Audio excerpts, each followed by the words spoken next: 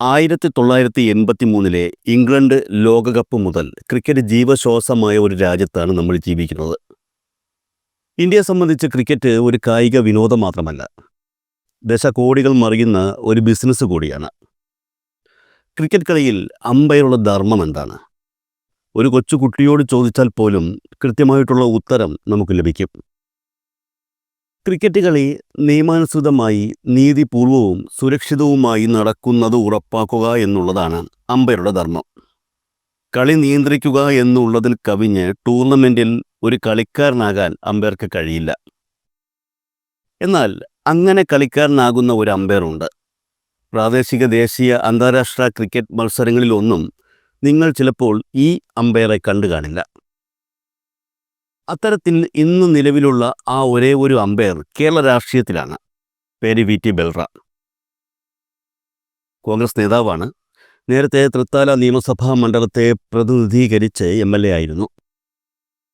കേരളത്തിലെ കമ്മ്യൂണിസ്റ്റ് പ്രസ്ഥാനത്തിൻ്റെ അനിഷേധ്യ നേതാവായിരുന്ന AKG എന്ന AK ഗോപാലിന് നേരെ കോൺഗ്രസ് പ്രവർത്തകർക്കിടയിലെ ഞരമ്പന്മാരെ സുഖിപ്പിക്കാൻ ആരോപണമുന്നയിച്ച ജനപ്രതിനിധി കൂടിയായിരുന്നു ഇദ്ദേഹം. എന്തായാലും കഴിഞ്ഞ നിയമസഭാ തിരഞ്ഞെടുപ്പിൽ ഈ പുള്ളിക്കാരൻ തോറ്റു വീട്ടിലിരിപ്പായി. അതിനിടയിലാണ് പാലക്കാട് നിയമസഭാ ഉപതെരഞ്ഞെടുപ്പ് വന്നതും കോൺഗ്രസ് സോഷ്യൽ മീഡിയ കോർഡിനേറ്റർ ആയ P. സരിൻ കോൺഗ്രസ് നേതൃത്വവുമായി പിണങ്ങി പാർട്ടി വിടുന്നതും. സരിൻ പാർട്ടി വിട്ടതോടെ ഒഴിവു വന്ന സോഷ്യൽ മീഡിയ കോർഡിനേറ്റർ സ്ഥാനത്തേക്ക് പാർട്ടി കണ്ടെത്തിയത് ഈ പറഞ്ഞ വി ടി ബൽറാമിനെ ആയിരുന്നു. എന്തായാലും തൻ്റെ പുതിയ ജോലി പുള്ളിക്കാരൻ തനിക്കറിയാവുന്ന രീതിയിൽ ആത്മാർത്ഥമായി തന്നെ ചെയ്തു. ഇത്രയും നാൾ പാർട്ടിക്കൊപ്പം ഉണ്ടായിരുന്ന സരിനെ മാത്രമല്ല അദ്ദേഹത്തിൻ്റെ കുടുംബത്തെയും ചേർത്ത് സൈബർ ആക്രമണം നടത്തിക്കൊണ്ടായിരുന്നു ബൽറാമിൻ്റെ നേതൃത്വത്തിലുള്ള പുതിയ സംഘത്തിൻ്റെ തുടക്കം. ഈ വി ടി ബൽറാം എങ്ങനെയാണ് കേരള രാഷ്ട്രീയത്തിലെ അമ്പയറായി മാറിയത് എന്ന കാര്യം മിക്കവാറുമുള്ള എല്ലാവർക്കും അറിയാൻ കഴിയും.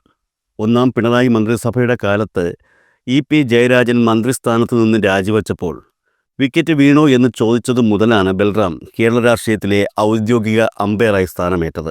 അന്ന് ബൽറാം നടത്തിയ ആ പരാമർശത്തിന് സോളാർ തട്ടിപ്പ് കേസിൽ ഉമ്മൻചാണ്ടിക്കെതിരായി ബംഗളൂരു കോടതിയുടെ വിധി വന്നപ്പോൾ സമൂഹ മാധ്യമങ്ങളിലൂടെ തന്നെ മറുപടി ലഭിച്ചിരുന്നു.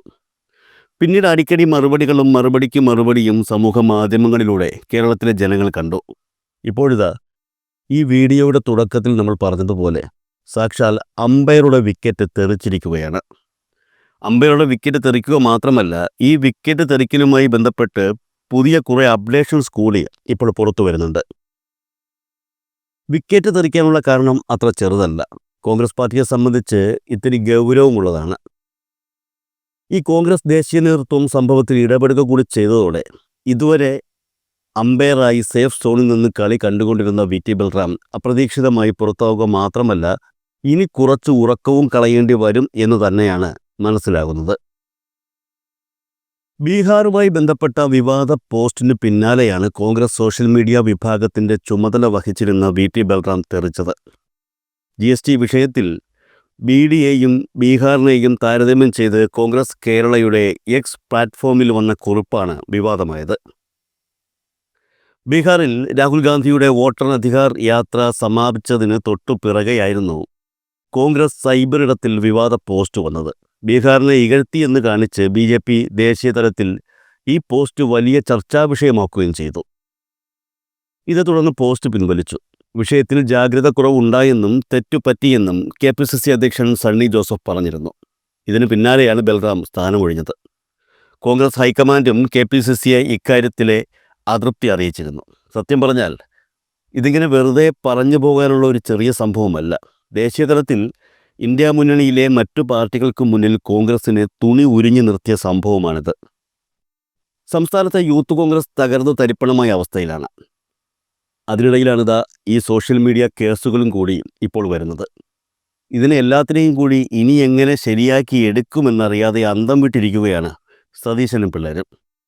അതിനിടയിൽ മാസങ്ങൾക്ക് മുൻപ് സതീശൻ പാരവച്ച് പുറത്താക്കിയ K. സുധാകരൻ ഒന്നും രണ്ടും പറഞ്ഞ് VD സതീശനിട്ട് കുത്തിക്കൊണ്ട് ഇപ്പോൾ രംഗത്തുമെത്തിയിട്ടുണ്ട്.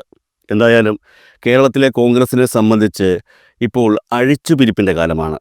നന്നായി നടക്കുന്ന കാര്യങ്ങളൊക്കെ ആദ്യം അഴിച്ചു തകർക്കും, എന്നിട്ട് അത് ഒന്നേന്ന് നിർമ്മിക്കും. നല്ല രസകരമായ പരിപാടിയാണ്. പുറത്തുവരുന്ന വിവരങ്ങൾ അനുസരിച്ച് KPCC സോഷ്യൽ മീഡിയ വിഭാഗത്തിന്റെ പുനഃസംഘടനയിൽ ഹൈക്കമാൻഡ് സജീവമായി ഇടപെടുമെന്നാണ് വിവരം.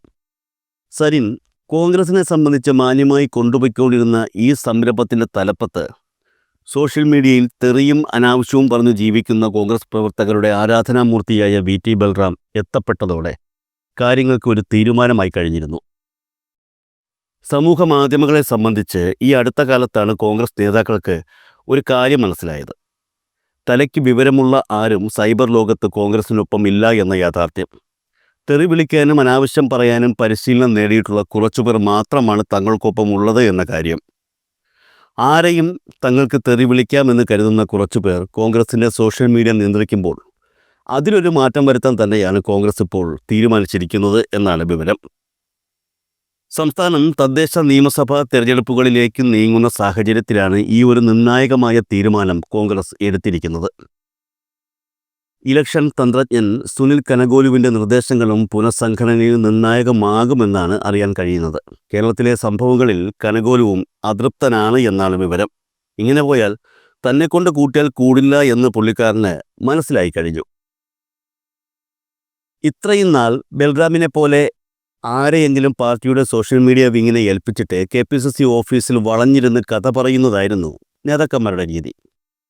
ഇതല്ല ശരിയായ രീതി എന്ന് മനസ്സിലാക്കാൻ നേതാക്കന്മാർക്ക് ഇത്രയും നാളെടുത്തു. BD ബീഹാർ വിഷയത്തിൽ ഡൽഹിയിൽ നിന്നും ദേശീയ നേതാക്കൾ കേരളത്തിലെ നേതാക്കളെ വിളിച്ച് കണ്ണു പൊട്ടുന്ന ചീത്തയാണ് പറഞ്ഞത് എന്നാണ് അറിയാൻ കഴിഞ്ഞത്. സംഭവം ഹിന്ദിയിലായതുകൊണ്ട് കേരളത്തിലെ നേതാക്കൾ മനസ്സിലായില്ല എന്ന് ഭാവിച്ചെങ്കിലും കുറച്ചു കഴിഞ്ഞപ്പോൾ KC വേണുഗോപാൽ തന്നെ നേരിട്ട് വിളിച്ച് പറയാനുള്ളത് പറഞ്ഞു.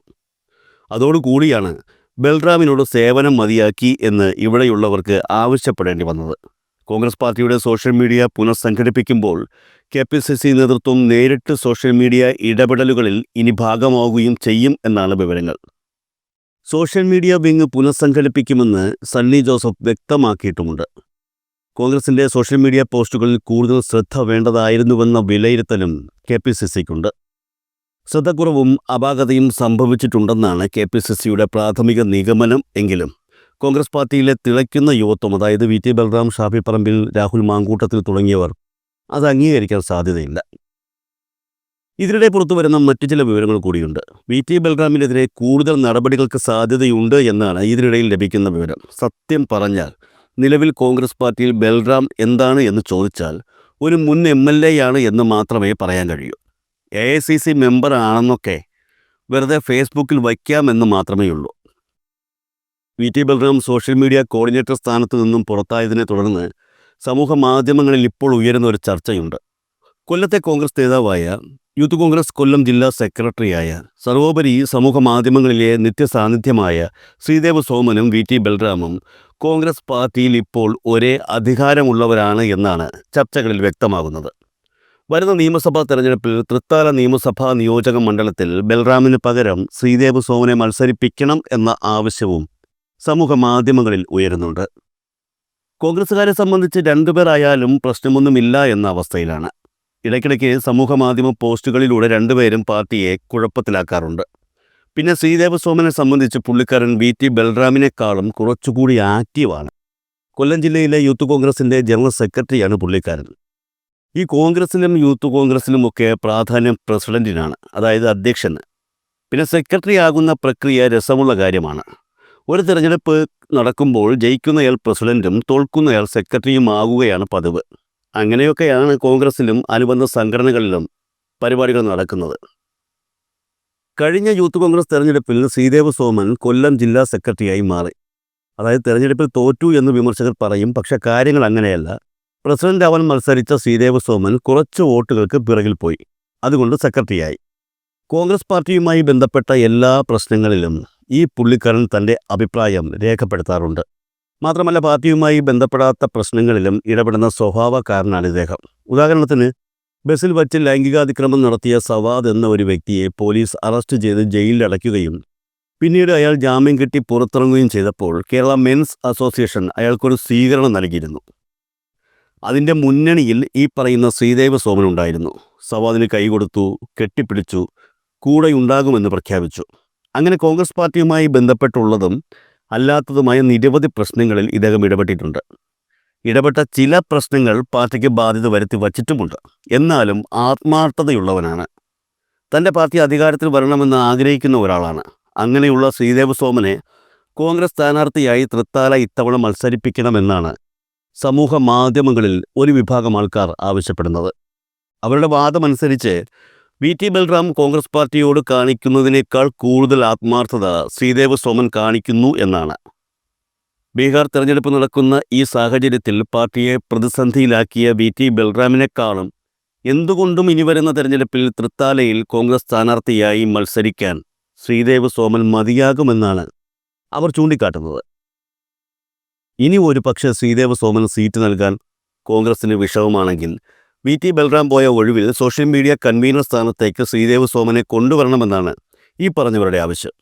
ഏതു മേഖലയിലായാലും VT ബൽറാമിനെക്കാളും മികച്ച പ്രവർത്തനം ശ്രീദേവ് സോമൻ കാഴ്ചവയ്ക്കുമെന്നാണ് ഇവർ പറയുന്നത്. നേരത്തെ AKGയെക്കുറിച്ച് നടത്തിയ പരാമർശം ബൽറാമിന് മാത്രമല്ല കോൺഗ്രസിന് മുഴുവൻ തലവേദന ഉണ്ടാക്കിയിരുന്നു. കോൺഗ്രസ് പാർട്ടിയിലെ ഒരാൾ പോലും ഈ വിഷയത്തിൽ ബൽറാമിനെ അനുകൂലിച്ച് രംഗത്തെത്തിയില്ല എന്നുള്ളതുകൂടി ഈ സാഹചര്യത്തിൽ ഓർക്കണം. കമ്മ്യൂണിസ്റ്റുകാർ ദൈവത്തിൽ വിശ്വസിക്കുന്നില്ല എന്നാണ് പൊതുവെ പറയപ്പെടുന്നത്. എന്നാൽ കമ്മ്യൂണിസ്റ്റുകാരുടെ ശാപമാണ് ബൽറാമിനെ ഇപ്പോൾ ഈ നിലയിലാക്കിയത് എന്നാണ് സോഷ്യൽ മീഡിയയിലെ ചില സംസാരങ്ങൾ. അല്ലാതെ കയ്യിലിരിപ്പ് മോശമായതുകൊണ്ടല്ല, അത് ബൽറാമായാലും മാങ്കൂട്ടമായാലും.